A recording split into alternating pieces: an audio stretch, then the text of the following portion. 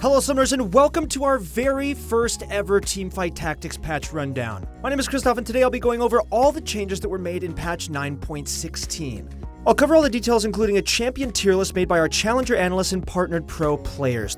There were a ton of changes this patch, including the addition of 4 champions and an entirely new origin, which raised a lot of questions. Will Hextech be OP? Will Cho'Gath and Sorcerers still dominate the meta? And just what the heck is happening with demons? Don't worry, we've got you guys covered and we'll answer all your questions in this video. But since the patch just hit the live servers, please do keep in mind that these are purely predictions. We encourage all of our viewers to comment down below and say whether you agree or disagree with our take on the patch and the upcoming meta. But before we get started, if you guys are interested in getting better at TFT and League of Legends, then please use the description link below where you can find a ton of great coaches to help you out. Alright, with that being said, let's jump right into the video. Let's start off with the biggest change this patch. Well, it's going to be the addition of the Hextech Origin and its 4 new champions including Camille, Jace, Vi, and Jinx. The addition of Hextech is designed to counter all of those comps that hyperstack one unit and let them go to town. I'm looking at you, Draven comps.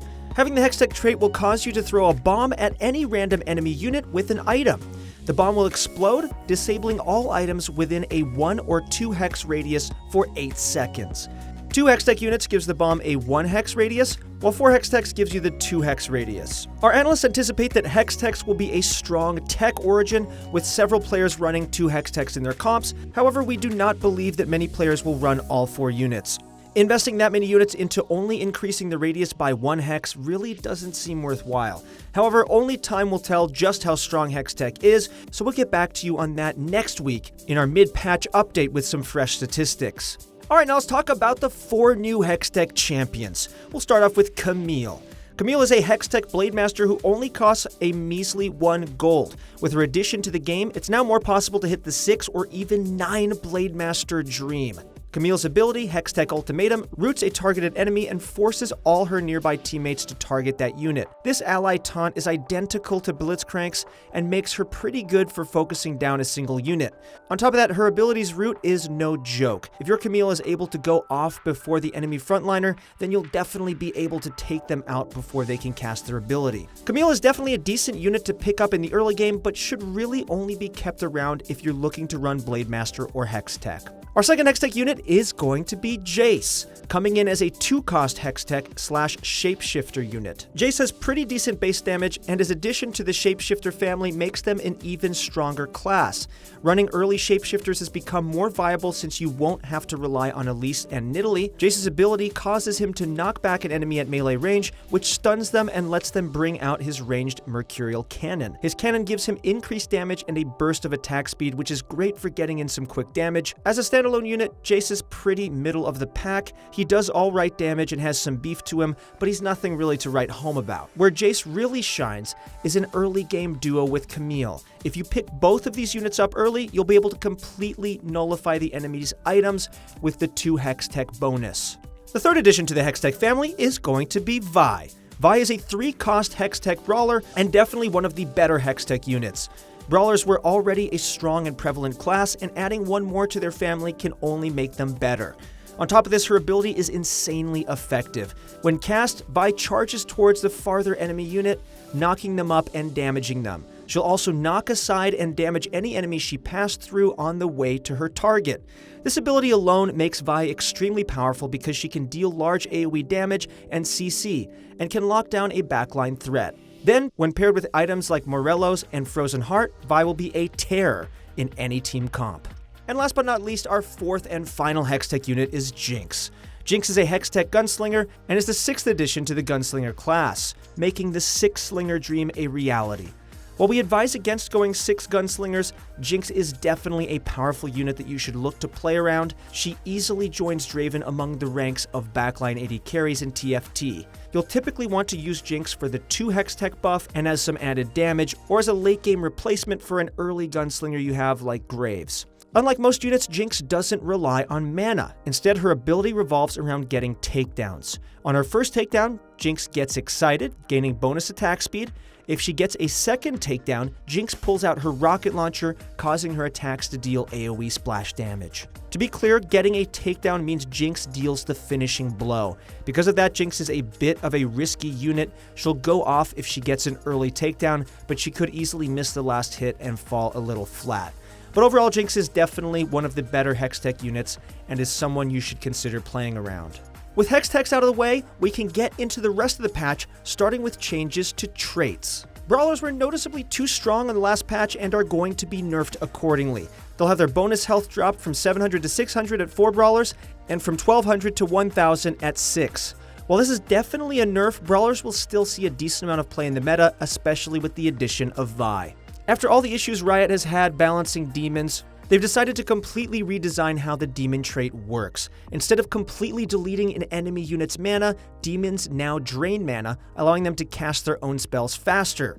Demon basic attacks now have a 40% chance to burn 20 mana from their target. This burned mana will then return 15, 30, or 45 mana to the attacker, depending on the number of demons you have. Honestly, this change is pretty nuts and might actually make demons insanely OP again. I don't know about you guys, but I don't want to go back to a world where demons rule TFT. Ninjas are meant to be a strong single unit origin, but they just aren't at the power level that Riot envisioned for them.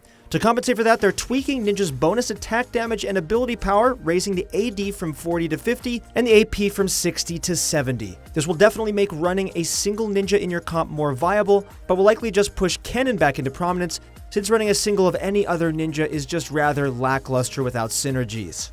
Nobles still have not been living up to the endgame fantasy that they're meant to be. To compensate for that, they'll also receive a small increase in their numbers. Nobles will have their bonus armor and magic resist raised from 60 to 70. While this will make late game Nobles stronger, it'll more than likely just make running 3 Nobles in the early game even better. Going 6 Nobles is honestly just not common because it relies on hitting a 5-cost unit. This will definitely make it stronger late game, but expect it to have more of an impact in the early game.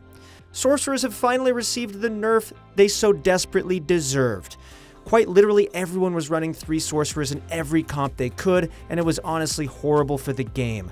The 3 sorcerer bonus has been reduced from 45% bonus ability power to 40% bonus ability power. While this will definitely make them weaker, sorcerers will still be a prominent trait in the meta.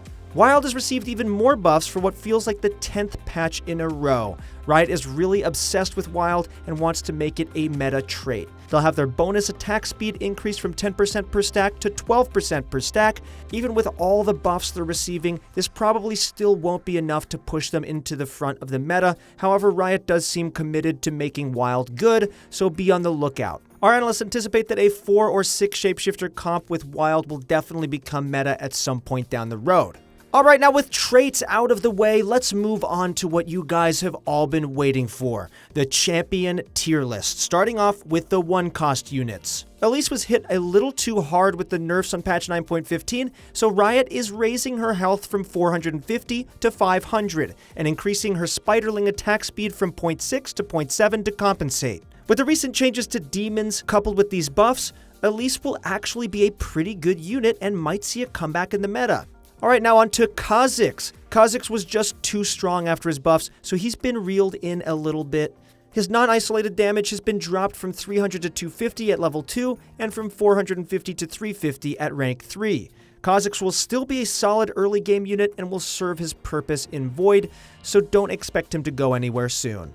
Nicolai received a small change that ensures she'll always heal 2 units when she transforms. This honestly won't make much of a difference, and Nicolai will stay as a D-tier unit. Vayne's having her power shifted around because, well, why not? Her attack speed has been reduced from 0.75 to 0.7, but her percent max health damage of her passive has been raised from 10% to 12% at level 2, and from 12% to 16% at level 3. This is an overall buff to Vayne, making her much scarier if you're able to get her to level 3. The 1-cost tier list sees only one change due to the demon rework. Remaining at the top of the 1-cost table, we have Kassadin, Kha'Zix, Tristana, and Vayne. Kassadin has been a staple one-cost unit in TFT for some time now, and it's easy to see why. His ability to deplete his target's mana is great for shutting down enemy frontliners and can even scale into the late game. Just one hit on a major target can get your abilities off first and you win the fight. He's also a sorcerer, which lets you pick up an early 3 sorcerer synergy for some free round wins. The only real changes we've seen to our one-cost tier list is Elise. Elise was a strong early game unit on patch 9.14, but got nerfed to the ground in patch 9.15. However, with the recent changes to the demon trait, Elise is ready to make a resurgence. The bonus mana she can sap will let her cast her ability sooner, which is all you really want from her. Elise will be moved to our C tier for now, but we'll keep an eye on her throughout the patch. Alright, now on to our 2-cost units. Braum had his health reduced from 750 to 650. He honestly wasn't too strong in the meta given how hit or miss Guardians were in the previous patch. Not too sure why they made this change, but it will only make him worse. Lissandra had her total mana required to cast her ability dropped from 150 to 125. While this might seem small, it definitely makes Lissandra a more viable unit.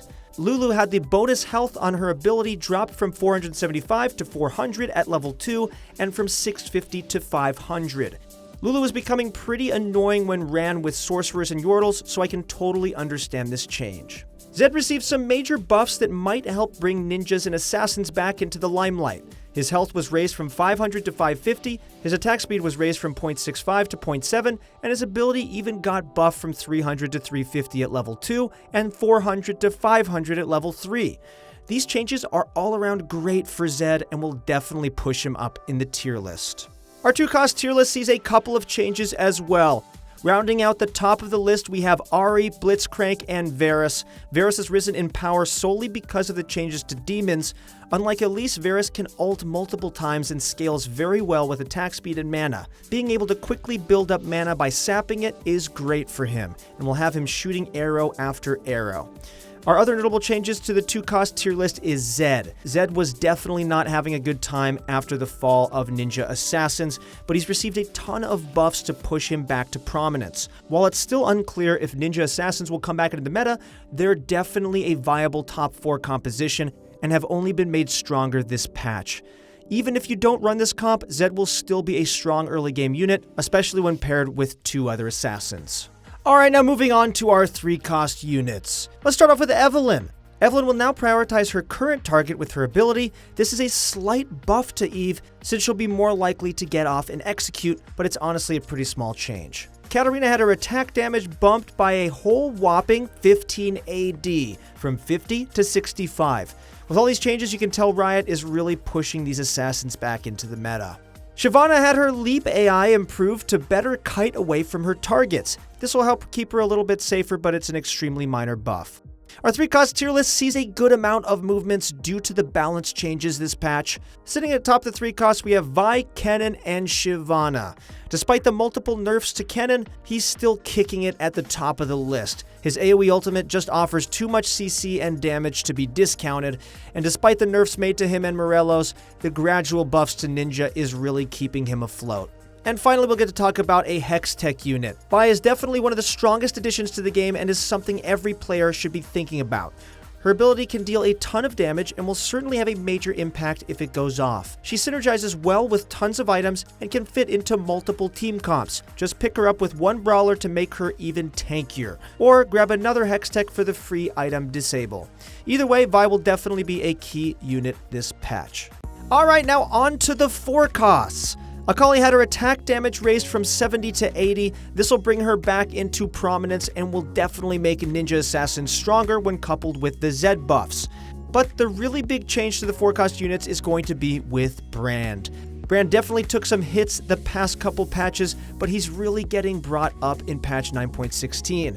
His ability damage has been increased at all levels from 200 to 250, 375 to 450, and 550 to 650 at levels 1, 2, and 3 respectively. He also had his starting mana change from 0 to 50 and his total mana change from 125 to 150. Brand is going to be insanely popular this patch and will definitely show up in a ton of Demon and Elementalist compositions. Brand will be moved up all the way to our S tier this patch. Cho'Gath has finally received the nerfs that he so desperately deserved. Even after getting hotfixed in the middle of the last patch, the Void Monster was still terrorizing TFT games. To compensate, his ability damage has been dropped at all ranks from 250 to 175, 500 to 350, and 750 to 525 at levels 1, 2, and 3. These nerfs are honestly huge and will definitely make all of the Cho'Gath dependent comps a whole lot weaker. He'll be dropped into our A tier this patch. Our 4-cost tier list sees a couple of changes, but boy are they big ones. Standing alone atop his peers, we have Brand. The changes to Brand are absolutely nuts and will make him a monster to deal with when coupled with Demon trait changes. I'm sure you're noticing a trend, but this is honestly just how strong Demons are. He'll be able to get his ability off so much faster and will be doing crazy amounts of damage. Stacking Brand will definitely be a reality, so you better get your Hextechs ready. And last but not least, we have our 5-cost units. Karthus has received some nerfs to tone him down a bit from his god status in the last patch. His starting mana has gone from 0 to 40, but the total mana required to ult has gone up from 85 to 125. This means that Karthus will cast his first ult at the same time he always does, but it'll take longer for him to get to his second ult. This will definitely nerf him a bit, but he'll still be an S tier unit. Kayle received a minor nerf to her attack speed, having it dropped from 1.1 to 1.0. Kayle will still be an insanely strong unit, but these nerfs will hopefully keep her attack speed growth in line.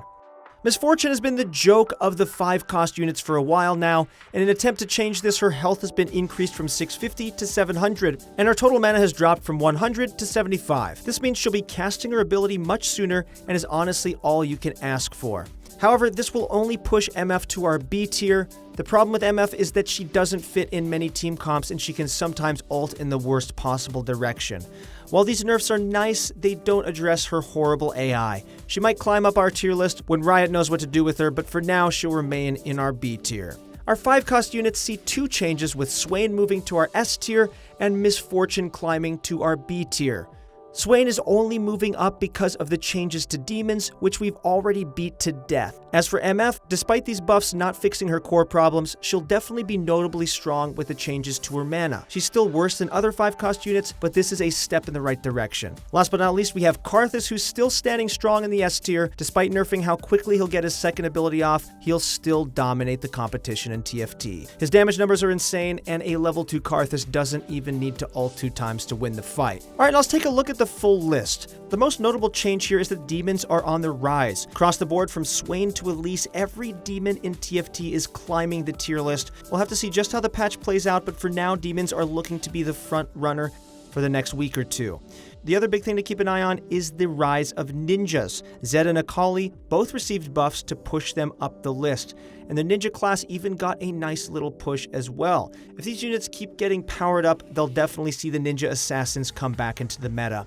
A whole slew of champions also received a change to their ability casting. We decided to put them at the end here because they honestly don't fit in anywhere else. Mordekaiser, Aatrox, Evelynn, Katarina, and Kennen will no longer cast their abilities if there are no enemies in range at the start of the cast time. This is a nice change for all those units that will ensure you don't smash your monitor when your Aatrox ults nothing and loses you around. It's definitely a minor buff, but it's more of a bug fix than anything. Now that we've gone over all the champions, let's talk quickly about changes to items. Hush has been reworked. Instead of having a 50% chance to silence, it will now have a 33% chance to prevent the enemy from gaining mana for 4 seconds. Our analysts predict this will be a buff, but we'll have to wait and see. Infinity Edge had its critical strike damage raised from 150% to 200%. Like we said earlier, Riot is definitely pushing the Ninja Assassin agenda. IU will be an even better item and is great to slap on units like Zed and Draven. Ionic Spark has received a few changes in the past couple patches. It'll now deal 125 damage instead of 150, but it's now stackable. This is definitely still a nerf from where Iconic used to be, but does open up the possibility of stacking it on beefy comps like Brawlers. Locket had its shield duration buff from 4 seconds to 6 seconds. Locket has been a total meme since it was nerfed to the ground. It still won't be good on backliners, but it will definitely be useful on the front line. Morella's and Red buff have both been changed to be identical. Both items will now burn enemies for 20% of their maximum health over 10 seconds instead of 5 seconds. This is a damage buff to Red buff, but a timing nerf on both. Redemption had its heal raised from 1,000 to 1,500. Redemption was a pretty mediocre item before, and this heal buff probably won't change anything. There are much better items to make, so only go Redemption if you have no choice. Static Shiv has been dominating games as well, so much so that Riot needed to knock it down a bit. Shiv will now bounce to 3 targets instead of 4, and it will deal 100 damage per bounce instead of 90. This means that you'll be dealing less damage if the enemy has 4 or more units, but will be doing more damage if they only have 3 units or less. Warmog's armor has its maximum heal capped at 400 HP per tick. This honestly won't affect your fights too much, and was only added to prevent a dragon with Warmogs from being unkillable. And last but not least, Guardian Angel has received a nerf and a bug fix. GA units will now be resurrected with 500 health instead of 800 health, but it will now properly remove grievous wounds applied by Red Buff and Morelos. This HP nerf is definitely not enough to knock GA down, so expect to keep seeing them this patch. Alright, that's it for our patch 9.16 rundown video. If you guys enjoyed watching this video, then please leave a like, comment, and subscribe to our channel to be notified for the next one. Also, make sure to check out ProGuides.com if you want to see huge improvements to your rank in League of Legends this season. Thank you guys so much for watching. Good luck in your next few games, and we'll see you on the Rift.